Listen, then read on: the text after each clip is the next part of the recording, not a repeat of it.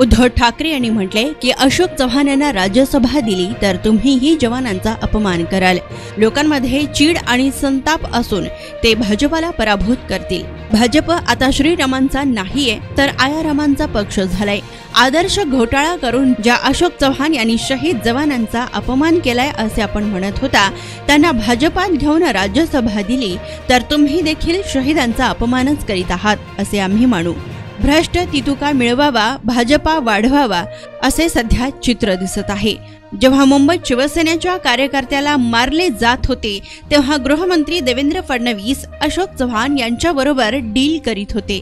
आमचे हिंदुत्व हे चूल पेटवणारे आहे, घर पेटवणारे नाही असे सांगत ढेकर भाकर भाजपात कितीही घेतले तरी त्याचा परिणाम होणार नाही असे त्यांनी म्हटलंय। निवडणुका आल्या की हे महाशय रडतात।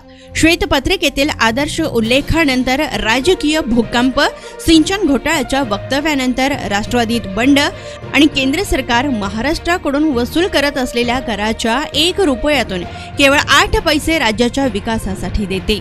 महाराष्ट्रावर त्यांचे प्रेम नाहीये, त्यांचे प्रेम गुजरातवर आहे। केवळ गुजरातला उद्योग पळविल्याने गुजरात विरुद्ध अन्य राज्य अशी भिंत निर्माण केली जात असल्याचं उद्धव ठाकरे यांनी यावेळी म्हटलंय। बाजूला उस्मानाबादचं धाराशिव केलं, पण ज्या वेळेला मी हा निर्णय घेतला तेव्हा आपले गद्दार हे दिल्लीची खुर्ची चाटत होते। एकही त्यांना मंत्रिमंडळाच्या बैठकीत हजर नव्हता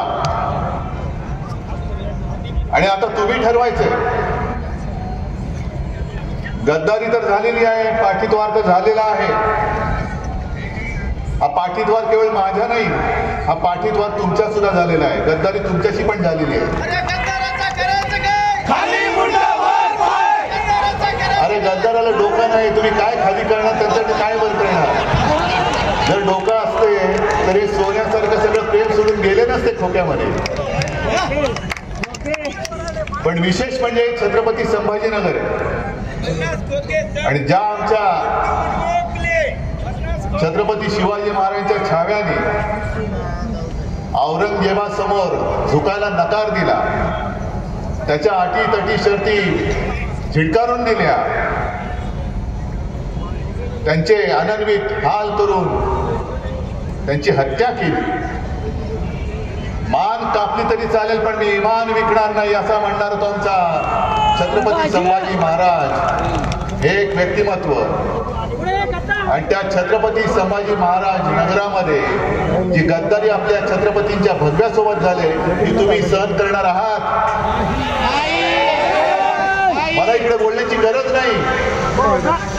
त्यांना विचारलं ते म्हणतात असं तुम्ही गाडी खाली कुत्रा जरी आला तरी तुम्ही गृहमंत्र्याचा राजीनामा मागा। अरे नालायक माणसा, तुला माणसाच्या जीवाची किंमत नाही, किंमत नाही। आमचा एक चांगला तरुण कार्यकर्ता मारला जातो आणि त्याची किंमत तुम्ही कुत्र्याबरोबर करता। मग तुमची तुलना आम्ही कोणाबरोबर करू?